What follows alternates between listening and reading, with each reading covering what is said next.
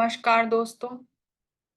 बुद्ध बनो पुस्तक से आज हम पिरामिड वैली इंटरनेशनल में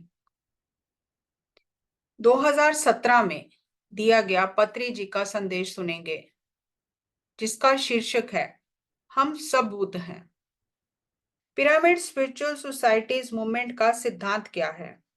पिरामिड स्पिरिचुअल सोसाइटीज मूवमेंट का सिद्धांत है हम सब बुद्ध और महावीर बने, अपने पिछले जन्मों को देखें, कर्म बंधन से मुक्ति पाएं और कर्म करते हुए शून्य रहें, कर्म इकट्ठा ना करें, संसार में रहते हुए संसार शून्य रहें और निर्वाण में रहते हुए निर्वाणमय रहें। पिरामिड स्पिरिचुअल सोसाइटीज मूवमेंट में एक ही बात है, ध्यान ध्यान ध्यान। सुबह, दोपहर, शाम, रात, पूर्णिमा, अमावस्या, अमीरी, गरीबी, सुख, दुख, किसी भी समय, किसी भी स्थान पर, स्त्री, पुरुष, सेवक, स्वामी, सबके लिए एक ही ध्यान है। हम इस धरती पर चंद दिन के मेहमान हैं। सभी रोते हुए धरती पर आते हैं, पर यहाँ से हंसता हुआ जो जाएगा वही मुकद्दर का सिकंदर है। हम मुस्कुराते हुए जिएंगे और मुस्कुराते हुए यहाँ से चले जाएंगे। ये ध्यान से ही संभव है।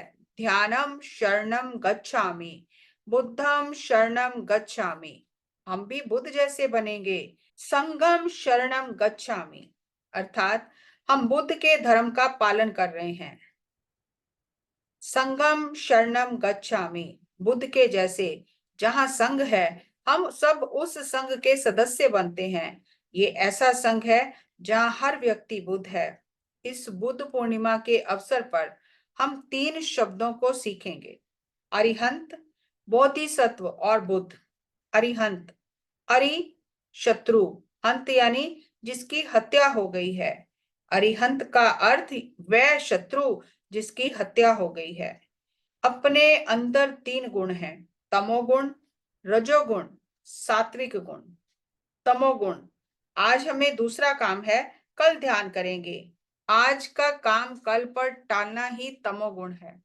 रजोगुण, मैं सब कुछ जानता हूं, मैं वेद पुराण का ज्ञाता हूं, मेरा गुरु महान है। जो अपने आप को ज्ञानी समझते हैं वह रजोगुण के मारे हैं। वे अपने अहंकार के कारण किसी से ज्ञान की भिक्षा नहीं लेते और ना किसी को कुछ देते हैं। सात्विक गुण, आपका बच्चा 7वीं कक्षा में पढ़ता है।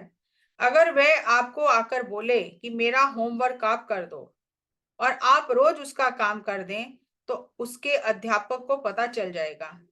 वह आपको डांट लगाएगा कि आप अपने बेटे की जिंदगी बर्बाद कर रहे हो। यदि मेरे पास कोई आकर कहे कि मुझे सिर दर्द है, आप अपना हाथ मेरे सिर पर रखो, मेरा सिर दर्द ठीक हो जाएगा। मेरे हाथ रखने से सिर दर्द तो ठीक हो जाएगा क्योंकि मेरे पास बहुत ऊर्जा है, लेकिन फिर उसे पेट का दर्द आ जाएगा। मैं अब उसकी मदद करूं कि ना करूं? क्या मैं उसका होमवर्क करूं? अक्सर लोग संतों के पास अपनी शारीरिक, मानसिक, पारिवारिक और आर्थिक समस्याओं के समाधान के लिए जाते हैं। वह उनका समाधान करके अपनी शक्ति उनको दिखाना चाहते हैं। उनको आत्मनिर्भर होना नहीं सिखाते। कुछ समय के लिए उनकी मदद हो जाती है, लेकिन फिर कुत्ते की दुम की तरह वही हाल होता है। दूसरों का होमवर्क करने से आपकी ऊर्जा का और उनका भी नुकसान होता है। एक बार बुद्ध के पास एक औरत आई जिसका 4 साल का बच्चा मर गया था। उसने आकर बुद्ध को कहा, आपके पास शक्ति है, आप मेरे बच्चे को जिंदा करो। बुद्ध ने कहा, हाँ, मैं आपके बच्चे को जिंदा कर सकता हूँ, पर एक शर्त है। थोड़े सरसों के दाने लेकर आओ, पर उस घर से दाने लाना जहां कभी कोई मृत्यु ना हुई हो। सारा दिन वह औरत घर घर ढूंढती रही, पर ऐसा कोई घर नहीं मिला जहां कभी मृत्यु ना हुई हो। आखिर में वह औरत बुद्ध के पास वापस आई और कहा, अब मुझे आत्मबोध हो गया है कि मृत्यु तो घर घर में है। अब मुझे बच्चा नहीं चाहिए, मैं आपके जैसे बनना चाहती हूँ, कृपया मुझे मार्ग बताएं। बुद्ध ने कहा, आंखें बंद करके अपनी आती जाती सांसों को महसूस करो।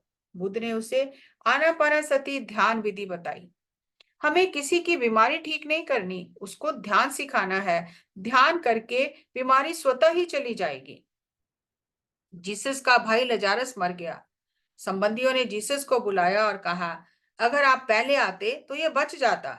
जीसस ने कहा, लजारस उठो, तो वह उठ गया। संबंधियों की खुशी की सीमा न रही। थोड़ी देर पहले वे जीसस को बुरा भला कह रहे थे और अब उसकी सेवा कर रहे हैं। 8 दिन बाद जीसस वहां से चले गए। जब जीसस गांव से बाहर गए तो वह फिर मर गया। जिंदा करने का फायदा क्या हुआ? जैसे हम सभी अभी ऋषिकेश में हैं, कल यहाँ से चले जाएंगे, ऐसे ही हम शरीर में आए हैं, एक दिन धरती छोड़कर चले जाएंगे।